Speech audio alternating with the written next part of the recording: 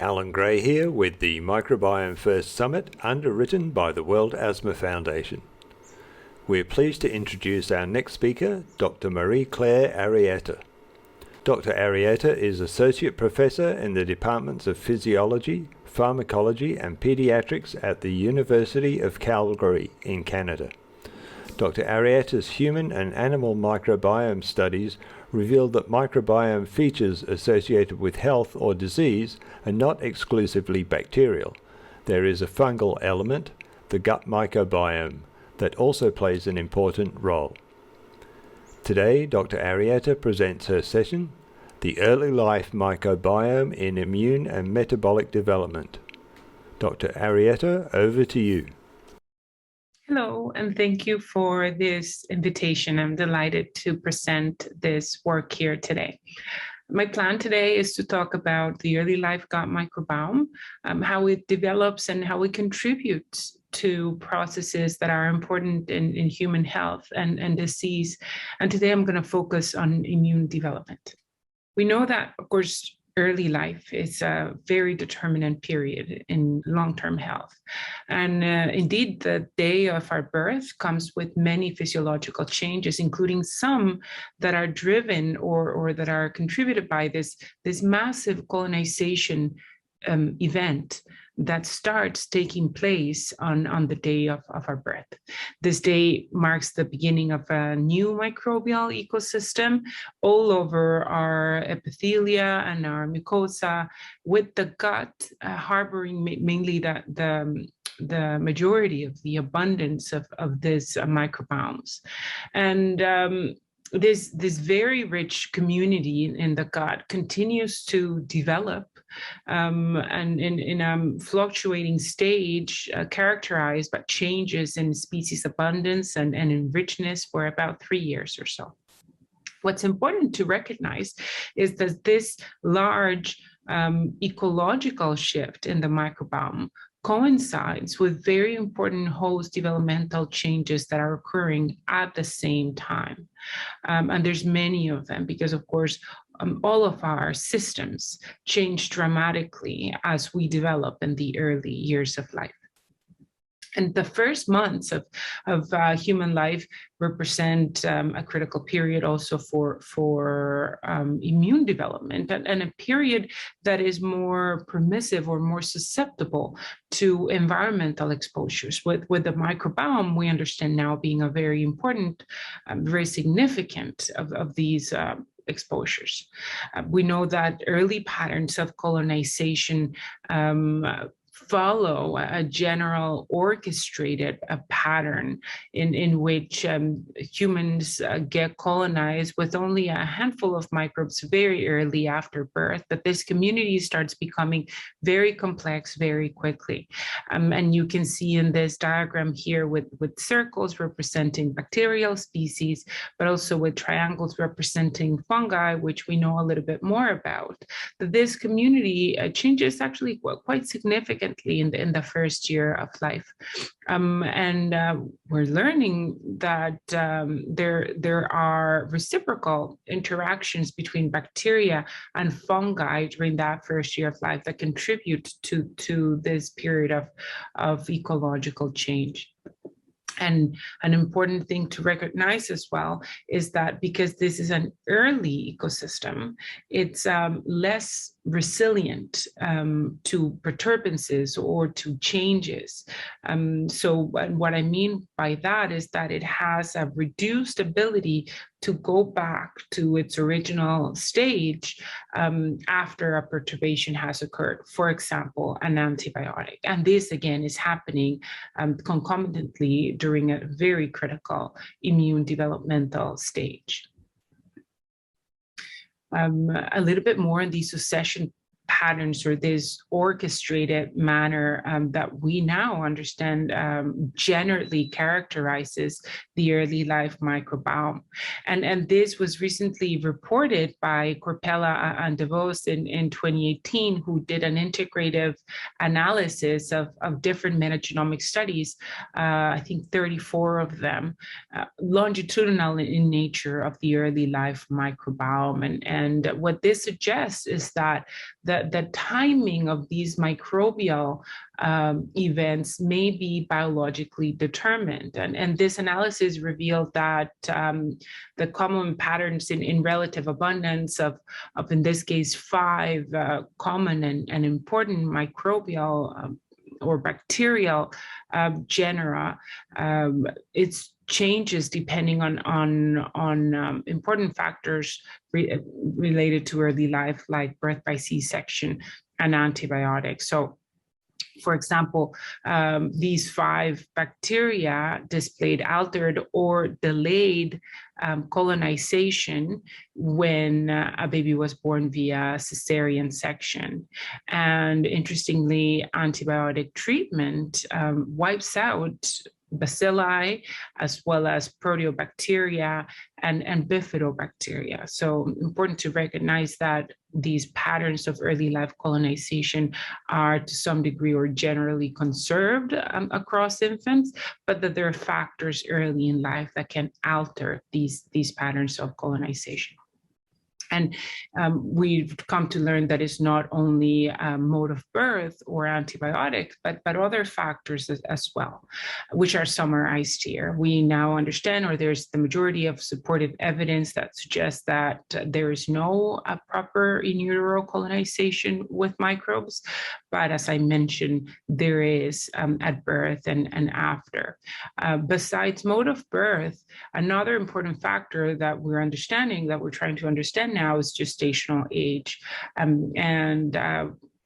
We've observed that infants that are born earlier than the age of term have important changes in their microbiome. Another very important factor is nutrition, including both the type of milk that is consumed during the first months, as well as the type of food that is consumed after the infant starts weaning, with breast milk having a strong bifidogenic effect, enriching bifidobacteria. And interestingly, in terms of solid food, what studies have shown is that what's really important, or what's mirrored in microbiome changes, is the age of weaning. So if an infant weans before 1 year of age versus over 1 year of age, is reflected in their microbiome. So important factors that can alter what would be considered a general or a normal or a more natural pattern of microbial colonization. And these alterations, many of us think, related to Western and modern lifestyle, they have the potential to significantly alter the types of microbes and how they disperse across humans. And these factors have been proposed now for some time, over 5 to 10 years, and they're being heavily studied by many groups, including our own group at the University of Calgary.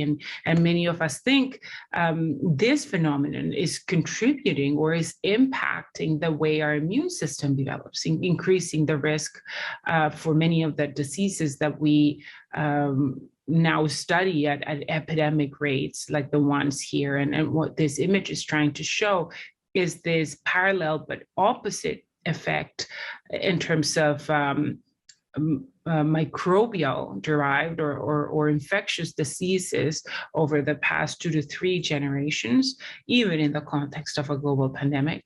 And in parallel, a very worrying increase in immune-mediated diseases, but also metabolic-mediated diseases can be included here as well. And today, because I'm focusing on the type of work that we do in the lab, I'm going to mainly be speaking about asthma development. Let's start with a bit of epidemiology of asthma. And the epidemiology of asthma is very interesting and is very revealing as well in terms of the role of microbial exposures in asthma development. It's been known for quite some time that babies that are born and raised in farms, particularly animal farms, have a reduced risk of asthma, even compared with genetically similar groups of humans that live nearby, but in less rural environments. We also know, and this appears time and time again in epidemiological studies, that birth by C-section also increases the risk of asthma.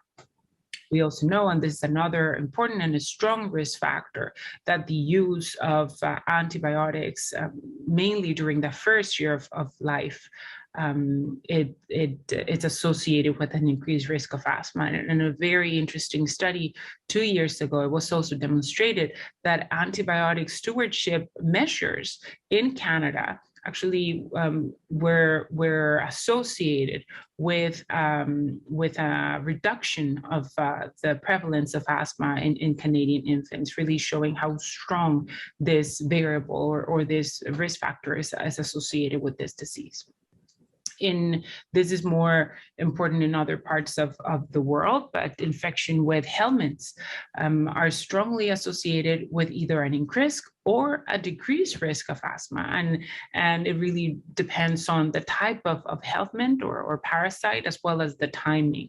But clearly it can impact immune development and susceptibility to this allergic airway disease. And finally, breastfeeding has been associated significantly with reduction on the risk of atopic dermatitis or eczema, which is strongly correlated with asthma as well. And this comes to show how many of these variables that we now study in the context of how the microbiome develops can also be studied in the context of asthma. So many of us a few years back have started to pose the questions, are they merely associated, or can they be causally related as well? And here in this slide, what I have is a summary of many of these studies that have looked at that. And what these studies have in common is that they have all been longitudinal studies in which the microbiome was surveyed via sequencing very early in life at 1 to 3 months of age. And then these infants became children, they grew, and based on their asthma diagnosis or asthma risk factors like atopic wheeze, what we have and others found is that there's a microbiome signature that is associated with atopic wheeze or proper asthma diagnosis. And we have found this in Canadian infants. There's an important study also in Nature Medicine in 2016 that found this as well in American infants. We contributed to a study of Ecuadorian infants that interestingly showed that the same thing, although that type of bacteria that we found were different compared to other parts of the world, as well as this other later study. And they've been a couple of more studies. And an interesting part here that a couple of these studies showed was that if we started to look beyond bacteria, and a lot of the rest of my talk will be dedicated to this, we found that the patterns of microbiome differences between healthy and atopic children were not only bacterial, but they were also fungal in nature. And this to me was initially and from the get-go really interesting, because we know that asthmatics often are triggered by fungi in the environment. And it was really interesting for us to try and see if this again was only an association or if there was a causal relation between these findings. And another reason why we thought we should focus or we should start looking at fungi was because we shouldn't be surprised at their capacity to elicit immune responses and their potential to contribute to immune development because of that. We have known for quite some time, and thanks to the work of infectious mycologists, that the fungi have unique ways, unique features that are recognized by specific innate and adaptive immune responses. Structures like chitin, for example, as well as proteases and beta-glucans, they can elicit both Th2 and Th17 responses that we know are critical are a hallmark in the pathogenesis of asthma. However, most of this work, of course, has emerged from infectious biology, and we're only beginning to understand the immune consequences of just being colonized with fungi, of the gut microbiome, and many fundamental questions, I would argue, remain unanswered. We've started to, and I'll present some of this work now. So in collaboration with a very talented group of people at the University of Calgary, we started to investigate this host microbiome crosstalk. And since there's very little known about this, we started a few years ago with pretty basic questions like how do gut fungi impact the microbiome in general, as well as gut physiology and host immunity. And the approach that we took was to use gnotobiotic mice, and these are mice that are germ-free, but later colonized with defined consortia of microbes, so that we could really understand in a defined way whether a group of microbes or a type of microbes was causally impacting the effect that we saw in the host, in this case, the mice. And we decided to use 4 different groups of mice. We had mice, of course, that were colonized only with bacteria, and these are it's a common or increasingly common now mouse model known as the oligo-MN12, because it has 12 species of bacteria. We also colonized mice with fungi only, and these were 5 species of fungi. Colonized fungi with both, and we left some germ-free. And this is the power of gnottobiology, the ability that you have to work, and this is a student in the lab working in these gnotobiotic isolators that guarantee that you're going to maintain defined microbial conditions during the experiment. And we're very lucky to have such a great gnotobiotic facility at the International Microbiome Center of the University of Calgary. And we did this work with Dr. Kathy McCoy, who's the director of this facility. And this is just the name of the different microbes that were part of these consortia. And of course, we had to control, we had to make sure that we were growing what we were expected to be growing. Here, what you see is via qPCR detecting the presence of bacteria by amplifying the 16S gene, or the presence of fungi by amplifying the fungal 18S gene, and here using culture. And in these cases, what you see is that we saw a signal where we were supposed to, bacterial signal only in animals that had a B in it, and then a fungal signal in animals that had a Y only. And then by culture, we found growth of the fungi that were there only in these animals.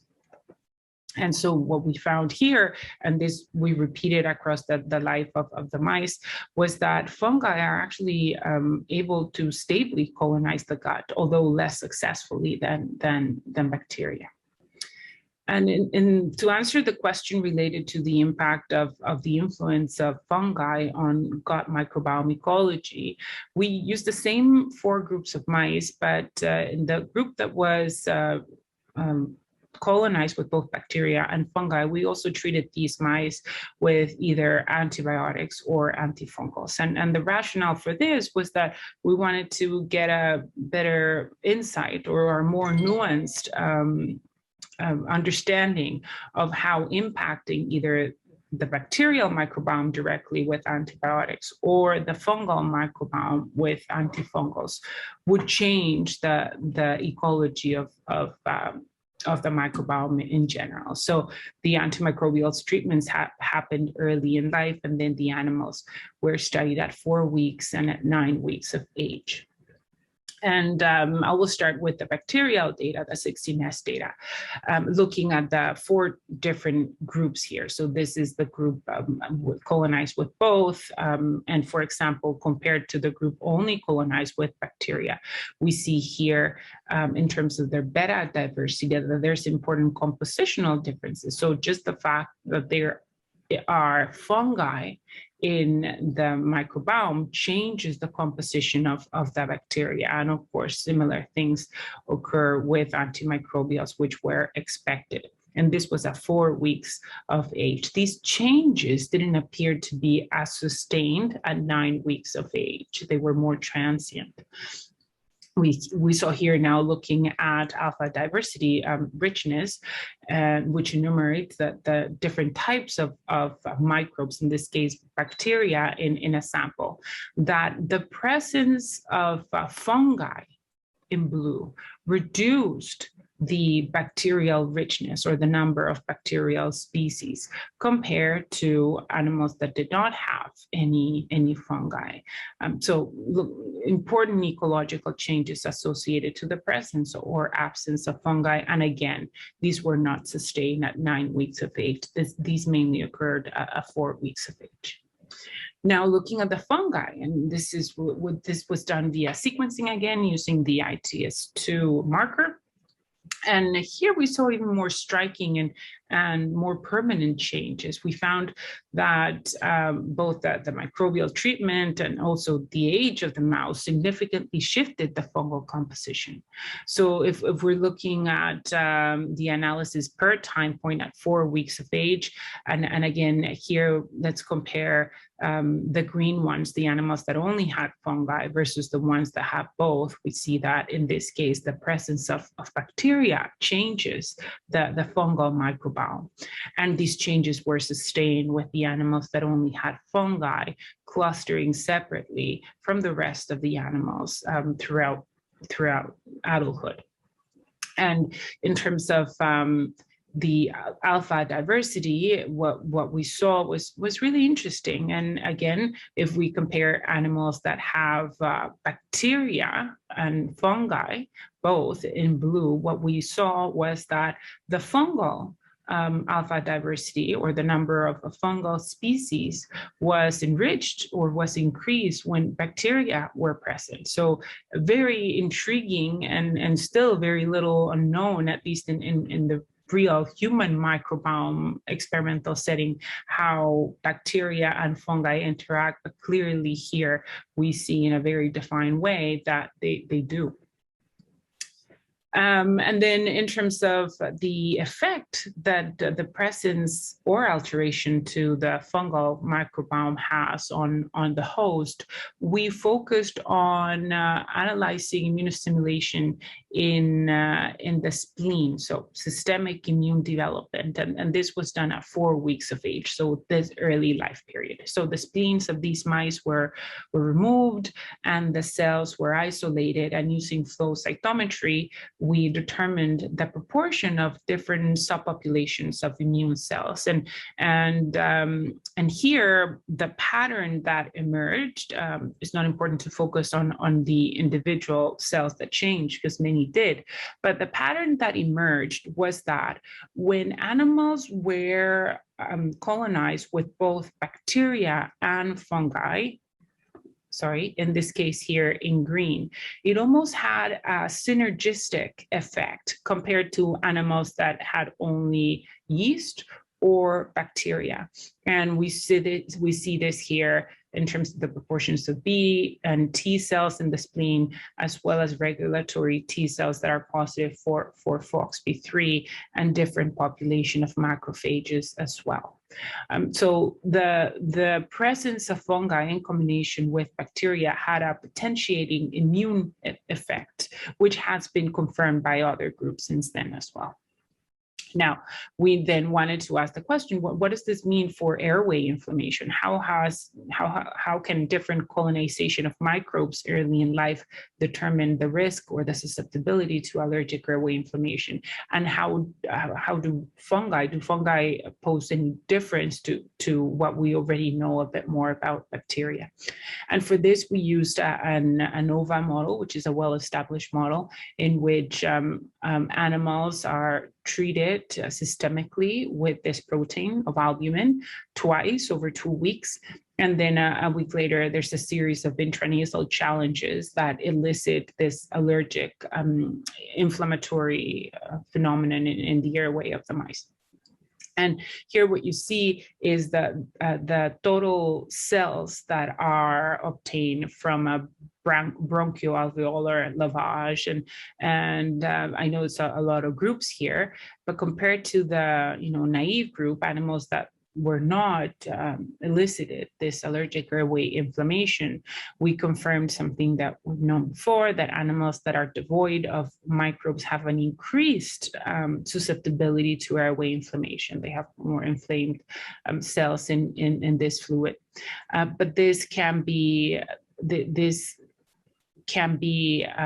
to some degree decreased in animals that are colonized with both bacteria and fungi. It was really interesting when we studied the immune subpopulations, or the immune populations in the bronchoalveolar lavage, was to see that eosinophils, which is a hallmark cell of allergic airway inflammation, were increased in animals that were germ-free, as well as animals that were treated with either antibiotics or antifungals, showing that altering the early life microbiome, whether it is through alterations of the fungi or bacteria, can have this consequence. And intriguingly here, we also saw the effect of exclusive yeast colonization or fungal colonization, showing an increase in the population of macrophages in the airway. And what this showing is that different initial microbial colonization clearly dictates the magnitude, but also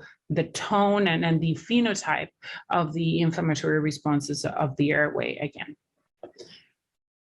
So this is a summary of this work that we published, and I'll just draw you to this summary here in this red box, showing that the presence of a bacteria only, at least in this setting, has a stimulatory effect in the immune system, the systemic immune system. But this is certainly potentiated with the presence of fungi.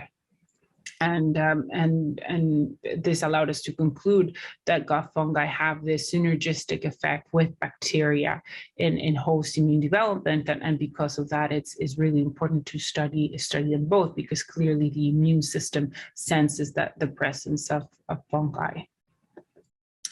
Now, many questions regarding the fungal microbiome remain unanswered, and particularly those on the relevance of human-associated fungi and host developmental processes that can impact the pathogenesis of diseases that occur outside the gut, like asthma, but also other ones like obesity, another important childhood disease. And we hypothesize that antibiotic treatment, which we know is a strong risk factor of several microbiome-mediated chronic diseases, could favor the growth of certain fungal species, which can then contribute to the pathogenesis of these diseases via immune interactions that start in the gut, but that can be translated to other tissues. Now, we started by trying to figure out if anyone had characterized what happens to the infant microbiome when they're treated with antibiotics, but to our surprise, there wasn't any information. So we had to start by doing these studies, and we joined efforts with Dr. Steven Friedman. He's an emergency specialist and infectious disease specialist at the emergency department of the Alberta Children's Hospital, as well as Eric Bernardis, who's a PhD student in my lab. And his team helped us enroll 45 infants. And what they had in common was that they were all under 6 months of age.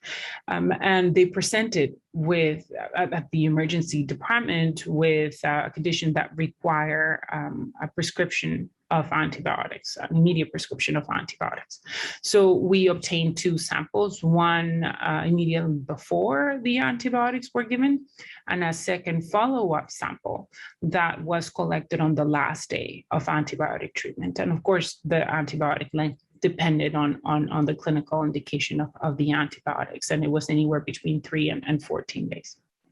So here we focus via qPCR on what happens with the fungi, and we found, as we suspected, that there is a very significant increase in fungal DNA that can be detected after antibiotic treatment. What we found was also very interesting was that there is a significant increase in fungal richness, so different species that can bloom post-antibiotic treatment. And what was even more interesting, at least for me, was to find what was the most common, fungi that bloomed or flared during antibiotic treatment. And we found in green here that it was a species that belonged to the genus Malassezia, and in green here. And we found indeed that some of these species, for example, Malassezia restricta or Malassezia globosa, had a very significant, up to 25-fold increase before and after, after and before antibiotics. And we decided to focus a bit more on these species and to evaluate the role of Malassezia restricta on host immune development, and again, susceptibility to experimental airway inflammation. Now with a species that we know is more relevant to the infant human microbiome, and one that is associated with a strong risk factor of asthma. And for this, Eric carried out another of these gnotobiotic experiments, and comparing mice that were either colonized with just the bacteria in B again, or mice that were colonized with bacteria and Candida albicans and Saccharomyces cerevisiae. And these are two very well-known members of the human microbiome, as well as mice that were colonized with bacteria and Malassezia restricta. And finally, mice that were colonized with all the bacterial and fungal species. And the objective was to have a very definitive answer on the role of Malassezia that could rule out the role of other common fungal species. And the approach was similar. He colonized these mice, they were bred, and then they were induced allergic airway inflammation. This time we use a more relevant antigen known as the house dust mite, which elicits, it doesn't require systemic sensitization. It only uses local intranasal challenges of this common allergen that of course is a common allergen for human asthma as well. So jumping straight into the data, in this case, this is the early immunology data in the colon. So first focusing with the gut immune system. And what Eric did was that at 3 weeks of age, so just at the weaning age for mice, he dissected out the colon of these mice, and then he in a process, he isolated the immune cells, and using FACS, he determined really intriguing changes related to the presence of these fungi. So in purple and in blue are animals that were colonized with Malassezia. And what he found, for example, was that these two groups had increased eosinophils in the lamina propria, as well as increased macrophages. He also found that animals that were colonized with all the fungi that had an increase in Th2, CD4 T cells, and as well animals that had Malassezia on its own or with other fungal species had an increase in Th1, but not in Th17, and that's interesting because this is a group of immune cells that is commonly associated with the presence of fungi. And the next thing that Eric did was to look at mesenteric lymph nodes, which we know is a very important site for immune priming, influencing local, but also systemic immune responses. What he found was an increase of migratory dendritic cells in Malassezia colonized mice. And this may potentially indicate enhanced movement of microbiome-derived signals for priming immune responses in this site. And we also noticed an increased proportion of eosinophils that are producing IL-6, which are very important in instructing the differentiation between Th2 and Th1 CD4 cells. Eric also found an increase in Th2, also in Th17, and in ILC3s in animals that were colonized with all the fungi, showing that the presence of Malassezia certainly has this potentiating immune effect that may impact immune responses elsewhere as well, and that's exactly what Eric wanted to do. And what he did was that he induced now the allergic airway house dust mite model in these mice, and he found that indeed when Malassezia was present, there's an increased inflammatory response in the airway, and this was also accompanied by marked eosinophilia. So this work, so far unpublished, led by Eric, suggests that a fungal species that blooms during infant antibiotic treatment has the capacity to modulate gut immunity in a way that can increase allergic responses to airway antigens. And then on the final story that we have today for the role of fungi, we've also been interested in studying how they may play a role on another important childhood disease, in this case, obesity. And there's been only a couple of studies that has investigated the microbiome and changes that occur in obesity, though they're mainly observational. And it's a good start, but there's currently really a lack of knowledge in how fungi can contribute to host metabolism. Here's a study showing changes in the microbiome, comparing obese and non-obese individuals, as well as changes in the microbiome associated with ingesting a high-fat diet.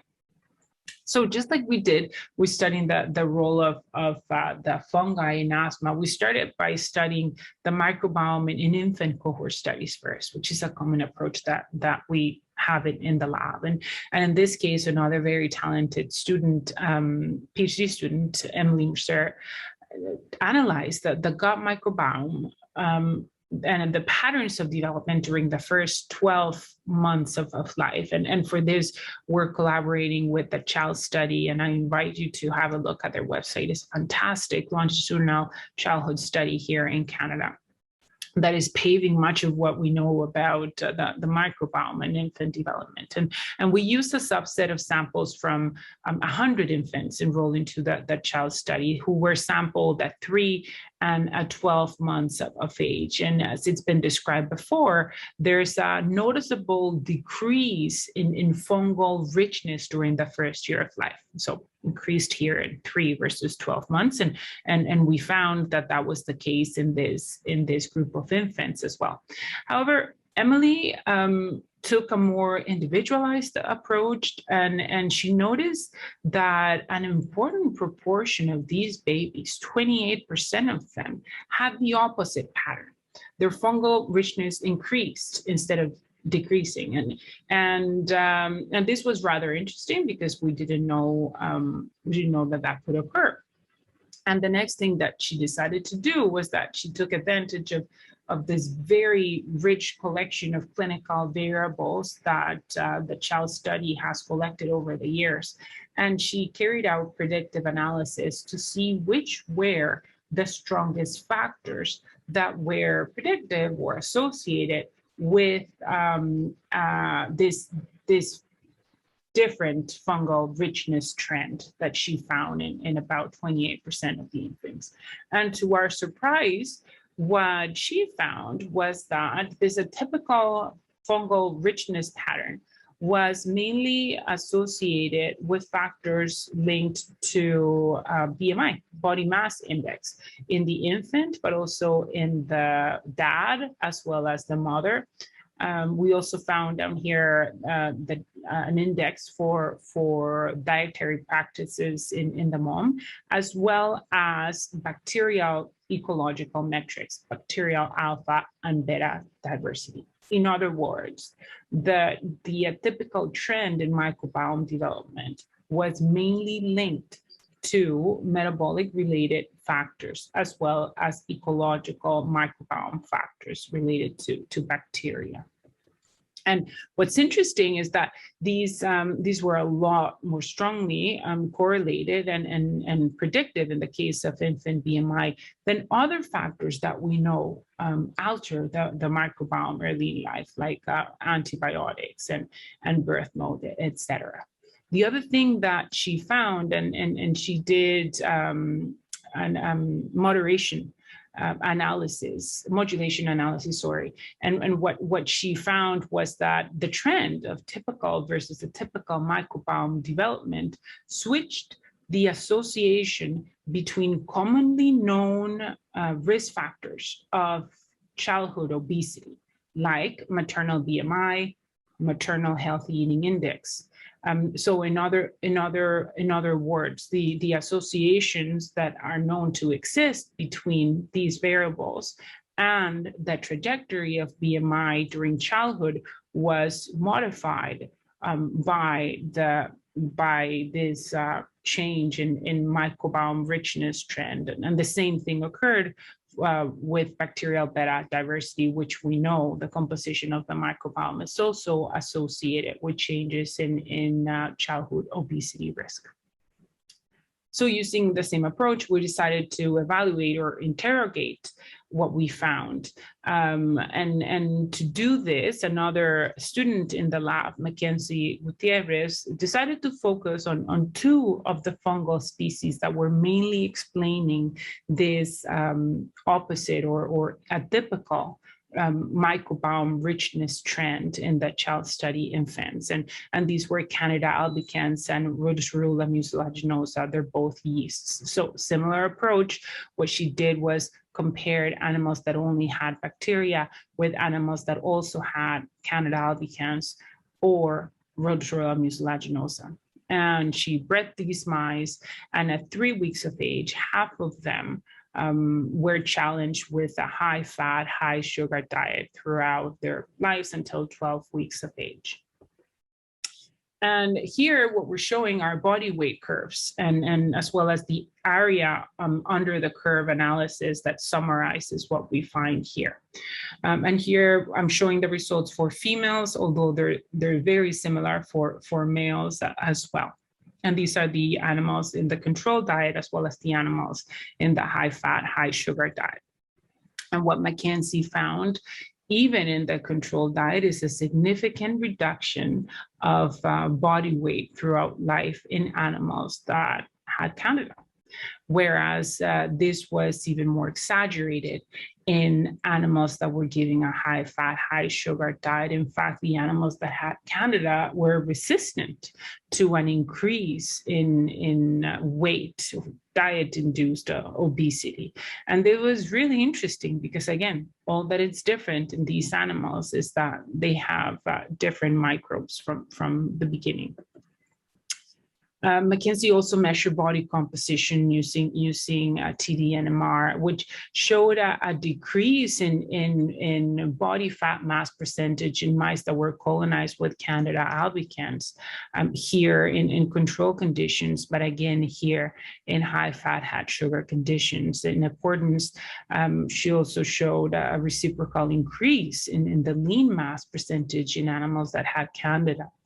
And another way of measuring adiposity is by weighing fat tissue itself. In this case, Mackenzie weighed gonadal white adipose tissue and found that indeed, in accordance to this, she found a decrease in fat depots in mice that had Candida, both in control and high fat conditions, showing that Candida albicans had this prevention of diet-induced adiposity as well as weight gain. And interestingly, we also found that Rhodotorula mucilaginosa had an increased fat mat composition. So either fungi having a divergent or a distinct effect in terms of adiposity and body composition. We also carried out oral glucose tolerance test at 12 weeks of age following a 6-hour fast. And this was very interesting because what Mackenzie found was that now the Rhodotorula mice in orange had higher spikes in blood glucose after the oral challenge. And they remained higher throughout the experiment, as shown here. And she also found that this was correlated with an increase in leptin, which is plasma leptin. It's an important hormone because it's secreted by adipose tissues, and it found correlation with the consistency of the resistance to the diet-induced increase in adiposity seen in the mice that were colonized with rhodotorula here. In this case, showing the results for males and females, and showing similar results for both. And finally, to evaluate the effect of gut fungi on the immunology or the immunity in white adipose tissue, Mackenzie isolated immune cells from gonadal white adipose tissue, and she applied a very comprehensive staining panel to evaluate 28 both myeloid and lymphoid cell populations using flow cytometry.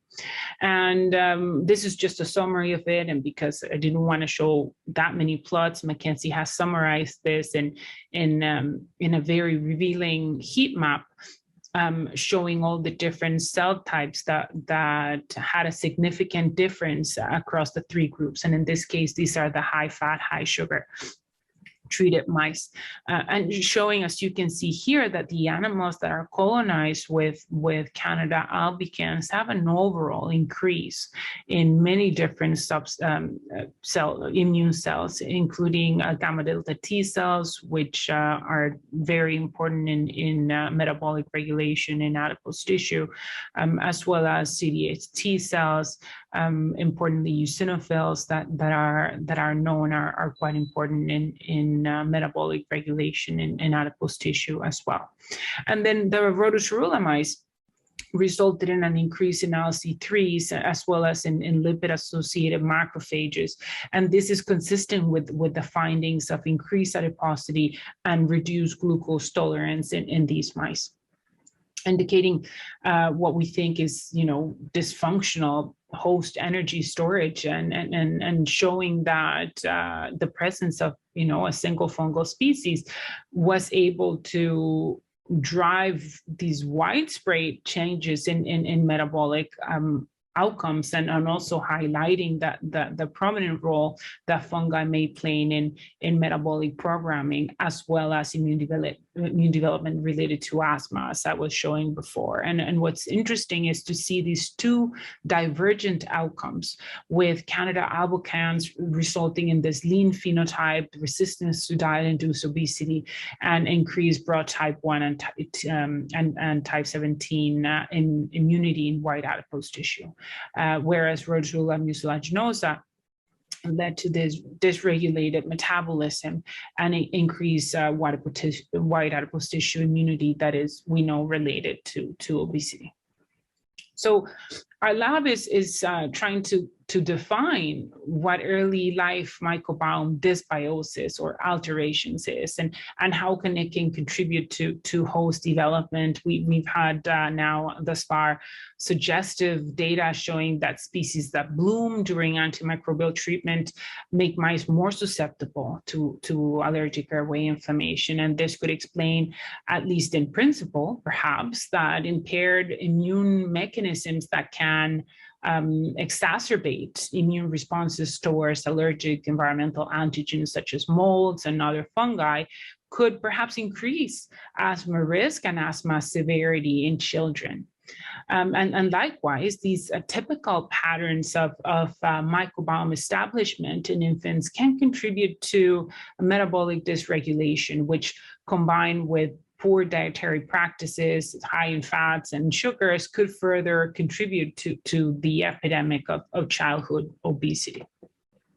However, one of the messages that I'd like to leave you today is that we really need to study the microbiome from a multi-kingdom perspective, from a more ecology-informed perspective, in order to understand how it's established, how it reacts, and how it recovers from perturbances, and of course how it crosstalks with the host.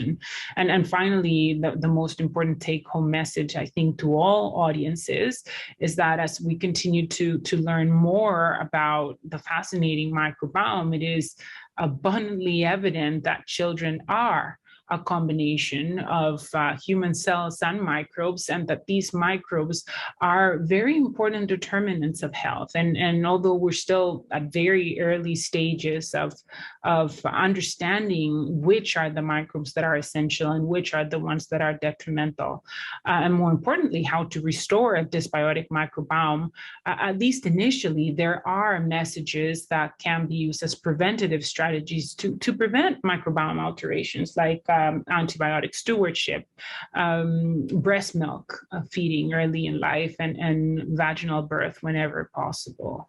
But the future does look bright, at least to me, when I imagine that the potential therapies that can eventually be designed to remediate microbiome alterations. And with that, I would like to thank different members of my group and the organizers of this symposium for the invitation, and you for listening to this. Thank you very much.